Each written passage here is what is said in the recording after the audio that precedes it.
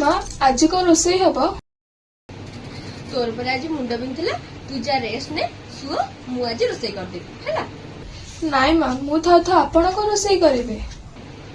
अरे तू जाउनु सोइबु तो नणंद आ मु मिसिकिना रोषेई कर देबुनी तू बिना छियो जा जा जा तू सोई पड़ जा हैला। ହଉ ମା। अरे मां कोन हिची ନାଇଁ ମା ତରକାରୀ ଟିକେ ଲୁଣ ପକଉ ପକଉ ଅଧିକ ହେଇଗଲା, ଲୁଣିଆ ହେଇଗଲା ତରକାରୀଟା।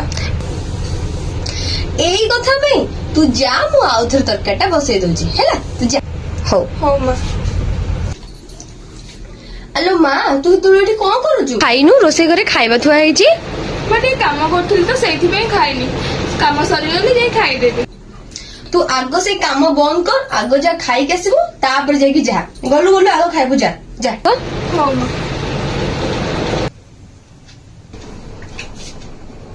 हेलो मां दीपा तोर कोन हेची तू एमती को मन दुख से तोड़ बसछु? ନାଇଁ ମାମା କିଛି ହେଇନି। अरे कहूनु मो पुओ तोते कोन कहिला कि? ନା ସେ ଟିକେ ଅଫିସରୁ ଷ୍ଟ୍ରେସରେ ଆସିଥିଲେ ତ ଟିକେ ଗାଳି କରିଦେଲେ ଆଉ। ଭଲ ହେଇଛି ସେ କିଛି କହିନି, ନହେଲେ ସେ ବାଡି ପଡାକୁ ଚାପୁଡା ମାରିକିନା ଆଜି ସାଇଜ କରିଦେଇଥାନ୍ତି।